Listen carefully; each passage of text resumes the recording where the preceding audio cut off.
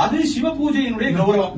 அதனாலதான் நித்தியம் பஞ்சாயத்தனத்துல பெருசா இல்லைன்னா கூட எல்லாம் சுயம்புவா சின்ன சின்னதா இருக்கும். அதை வச்சு ஒரு பூஜையை பண்ணி விடுறது. ஜீவன் முக்தாளான சந்திரசேகர பாரதி மகாசுவாமி முதற்கொண்டு நித்தியம் பூஜையை விடல. இன்னைக்கு நம்ம மகா சன்னிதானம் பண்ணிட்டு இருக்காரு. அதனால பூஜை எந்த காலத்திலும் யாரும் விடப்படாதுங்கிறது தர்மம். அதுல பிள்ளையாருக்கு இந்த அருகம்புல்ல ரொம்ப விசேஷமா சொல்லியிருக்கு. இத பத்தி விநாயக புராணத்துல ஒரு சரித்திரம் வருது. இந்த அருகம்புல்ல கஷ்யபர் தேவதைகளுக்கெல்லாம் அப்பா, கஷ்யப பஷ்யபோ பவதின்னு வேதம் சொல்றது சூரிய நமஸ்காரத்துல. அதனாலதான் அதிதிக்கு பிறந்ததுனாலதான் தேவதைகளை எல்லாரையும் ஆதித்யாள்னு சொல்றோம். அந்த கஷ்யபர் நித்தியம் பிள்ளையார பூஜை பண்ணுவாராம். அப்படி பூஜை பண்ணும் போது இந்த அருகம்புல்ல வச்சு அர்ச்சனை பண்றாரு. அப்ப அந்த அம்மாவுக்கு ஒரு நாள் ஒரு சந்தேகம் வருது. எக்கச்சக்கமான வாசன புஷ்பம் எல்லாம் இருக்கு. நம்ம பசங்களோ தேவேந்திரன் மற்ற தேவதைகள்லாம் நீங்க சொன்னீங்கன்னா மேலேந்து பெரிய பெரிய பாரிஜாதம் அப்புறம் கதம்ப விருட்சம் இதெல்லாம் கொண்டு வருவாடு.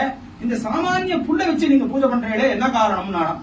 அப்படியா, நான் இதோடைய மகிமையை உனக்கு காமிக்கிறேன்னு பிள்ளையாருக்கு அர்ச்சனை பண்ண நிர்மாலி அருகம்புல்ல கையில கொடுத்து இதை எடுத்துன்னு போய் நேரா உன் பிள்ளை கிட்ட இருந்து இதுக்கு சமானமான ஐஸ்வர்யம் வாங்கின்பா அப்படின்னு சொன்ன உடனே அவ தேவமாதா நேரா கிளம்பி வேற இந்திரலோகத்துக்கு போய் எல்லா தேவதைகளும் அம்மா வந்திருக்கா நமஸ்காரம் பண்றா.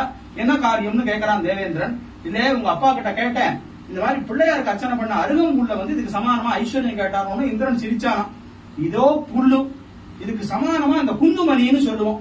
ஏன்னா சாஸ்திரங்கள் எல்லாமே தானத்துல இந்த குந்துமணியை தான் பேசுறது உதாரணம். இப்பதான் நாம மத்த பவுனுலாம் சொல்றோம். அது நிஷ்கம், தோரா, எடை இந்த மாதிரி எல்லாம் சொல்லுவோம் அந்த பழைய வழக்கத்துல. அந்த மாதிரி நிஷ்கம்னு சொல்றது ஒரு வழக்கம். குந்துமணி அளவுக்கு கூட தங்கம் வராது. நான் வேணா அப்பா சொன்னதுக்காக வேணா ஒரு கட்டியை வேணா வச்சு கொடுக்குறேன். நானும் இல்ல இல்ல அவர் சொன்னதுதான் நீ செய்யணும், இதை வச்சு நீ ஆள அப்படின்னா உடனே ஒரு தராசில இந்த அருகம்புல்லையும் வச்சுட்டு பக்கத்துல அவன் என்ன பண்ணா ரொம்ப சிரிச்சுண்டு சும்மா ஒரு சாமான்யமா ஒரு தக்கத்தை வச்சானா. அளவு வரல. இப்படியே ஒவ்வொன்னா வைக்க ஆரம்பிச்சு இந்திரன், யமன், வருணன், குபேரன், வாயு, கடைசியில இந்திரனுடைய அழகாபுரிப்பட்டினம்னு சொல்லக்கூடிய இடத்துல இருக்கிற ஐஸ்வர்யம் எல்லாத்தையும் வச்சாச்சு. தராசு தட்டு அப்படியே இருக்கு, சமானமே ஆகல. தேவாதிகள் 3 பேரு பிரம்ம விஷ்ணு மகேஸ்வராலும் வந்து பார்த்துட்டா, கடைசியில் ஆகல. எல்லாரும் என்ன பண்றது திக்கு முக்காடின்னு இருக்கும் போது அன்னைக்கு பூஜையை முடிச்சுட்டு மேல கஷ்யபர் வந்தாராம். அவர்கிட்ட அன்னைக்கு பூஜை பண்ண அருகம்புல் இருந்ததாம்.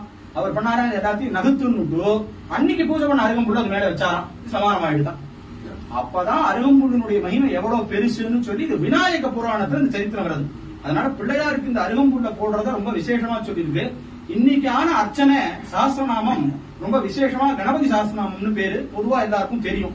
இந்த சாஸ்திரநாமத்துக்கு என்ன விசேஷம்னா பாஸ்கர ராயருங்கிற மகான் ஸ்லோக ரூபமாவே ஒரு அர்த்தம் எழுதியிருக்கார் பாஷ்யம். அதற்கு பெயர் கத்யோதம்னு பேரு. கத்யோதம்னா மின்மினி பூச்சின்னு அர்த்தம். சூரியனுக்கு முன்னாடி மின்மினி பூச்சியினுடைய ஒளி எந்த மாதிரியோ அந்த மாதிரி மகா கணபதிங்கிற சூரியனுக்கு முன்னாடி நான் எழுதி